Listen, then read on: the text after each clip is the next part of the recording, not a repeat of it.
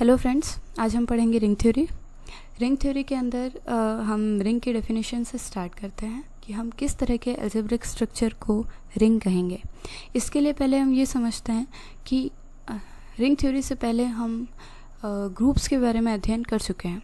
Group एक ऐसा algebraic structure होता है जो किसी एक बाइनरी कंपोजिशन के लिए डिफ़ाइन होता है, मतलब सिंगल बाइनरी कंपोजिशन के लिए डिफ़ाइन होता है, जो कि प्लस मल्टीप्लाई एट्सेट्रा कुछ भी हो सकता है। लेकिन हम अब एक ऐसे अलजेब्रिक स्ट्रक्चर पर काम करेंगे जो दो बाइनरी कंपोजिशंस के लिए डिफ़ाइन होगा। वो दो बाइनरी कंपोजिशंस भी कोई भी हो सकते हैं। यहाँ पर हम लेंगे आर प्लस और मल्टीप्लाई। आर एक ऐसा सेट लेंगे जो कि नॉन वॉइड हो, और प्लस और मल्टीप्लाई दो बाइनरी कंपोजिशंस लेंगे। इन दोनों से बना हुआ अलजेब्रिक स्ट्रक्चर रिंग कब कहलाएगा, इसके बारे में हम पढ़ेंगे। तो आते हैं रिंग की डेफिनेशन के ऊपर। What is the ring? The structure R plus and dot consisting of a non-void set R and two binary compositions denoted by plus and dot और multiply, dot को हम multiply भी कह सकते हैं, is said to be a ring if the following axioms are satisfied। इसकी कुछ conditions हैं। अगर ये algebraic structure R plus और multiply कुछ following axioms को satisfy करेगा तो ही हम इस स्ट्रक्चर को रिंग कहेंगे। देखते हैं वो कंडीशंस क्या हैं। किसी भी algebraic structure R plus and multiply को रिंग होने के लिए इन तीन कंडीशंस को सेटिस्फाई करना आवश्यक है, जिसकी फर्स्ट कंडीशन है R प्लस, मतलब R जो सेट हमने लिया था जो कि नॉन वॉइड सेट है और जिस पर एक अलजेब्रिक ऑपरेशन डिफाइन है प्लस।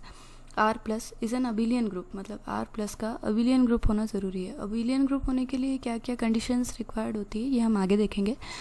सेकंड कंडीशन है R multiply. Multiply co dot भी लिखा जा सकता है। R क्रॉस और dot is a semi group. R multiply जो ग्रुप बनेगा उसका सेमी ग्रुप होना ज़रूरी है।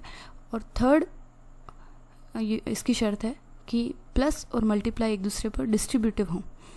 इसके लिए आइए थोड़ा विस्तार से समझते हैं।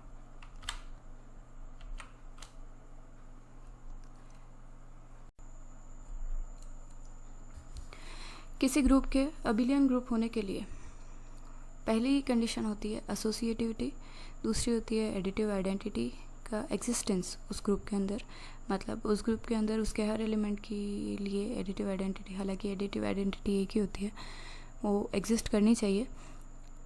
थर्ड कंडीशन होती है एडिटिव इन्वर्स, मतलब हर एलिमेंट के लिए एडिटिव इन्वर्स एग्जिस्ट करना चाहिए। और फोर्थ होती है कम्यूटेटिविटी। फर्स्ट देखते हैं एसोसिएटिविटी। एसोसिएटिविटी क्या होती है? अगर R के तीन एलिमेंट्स लेते हैं हम A, B और C, तो A और B को जोड़ने पर C में जोड़ा जाए तो जो उत्तर आए वो बराबर होना चाहिए A में B और C के सम को जोड़ने पर। जैसे माना कि 2, 3 और 4 R के एलिमेंट्स हैं, तो एसोसिएटिव होने के लिए 2 + 3 + 4 बराबर होना चाहिए 2 + 3 + 4 के। देखते हैं हम ये बराबर है या नहीं। हम जानते हैं कि एडिशन एसोसिएटिविटी को फॉलो करता है तो बराबर ही होंगे, पर मैं बराबर सिद्ध करके बता देती हूँ। 2 + 3 + 4 मतलब 7 इक्वल होगा 5 + 4 के। अगर दोनों साइड्स इक्वल आ जाती हैं तो हम कह सकते हैं कि A, B और C एसोसिएटिविटी के रूल को फॉलो करते हैं। सेकंड कंडीशन होती है एडिटिव आइडेंटिटी। एडिटिव आइडेंटिटी से हमारा अर्थ ऐसी संख्या से है कि अगर A के अंदर उसकी एडिटिव आइडेंटिटी को ऐड किया जाए तो रिज़ल्ट A ही आए। तो ऐसा कौन सा नंबर हो सकता है जोड़ने के लिए? हम सभी जानते हैं 0, मतलब A में 0 जोड़ा जाए तो A ही आएगा। तो 0 जो है वो एडिशन के लिए A के लिए एडिटिव आइडेंटिटी हो गई, और 0 का R में एग्जिस्ट करना ज़रूरी है। अगर 0 R में बिलोंग करता है तो हम कहेंगे कि एडिटिव आइडेंटिटी आर के अंदर है। थर्ड कंडीशन होती है एडिटिव इन्वर्स। थर्ड कंडीशन है एडिटिव इन्वर्स। एडिटिव इन्वर्स का अर्थ ऐसी संख्या से है जैसे ए के अंदर ऐसी कौन सी संख्या जोड़ी जाए कि एडिटिव आइडेंटिटी आ जाए। एडिटिव आइडेंटिटी हमने अभी निकाली जो कि 0 के बराबर थी। मतलब ए के अंदर मैं क्या ऐड करूँ कि 0 आए। तो हम सभी जानते हैं कि ए के अंदर मैं नेगेटिव ए को ऐड करूँगी तो ए माइनस ए 0 हो जाएगा। इसी तरह आर के हर एलिमेंट के लिए अगर एडिटिव इन्वर्स आर के अंदर बिलोंग करेगा तो आर जो है वो एक अबिलियन ग्रुप होगा, जिसके लिए चौथी और सबसे इम्पॉर्टेंट कंडीशन ये है कम्यूटेटिविटी। कम्यूटेटिविटी से अर्थ है कि आगे और पीछे लिख देने पर संख्याओं के जोड़ में कोई अंतर ना आए। हम सभी जानते हैं कि एडिशन जो है वो कम्यूटेटिव होता है, मतलब 2 में 3 को जोड़ा जाए या 3 में 2 को जोड़ा जाए, अर्थ एक ही है, उत्तर 5 ही आएगा। अगर उत्तर सेम आता है, आगे पीछे लिख देने पे उत्तर पर कोई फ़र्क नहीं पड़ता है, तो हम कहते हैं कि ए और बी कम्यूटेटिव लॉ को फॉलो करते हैं।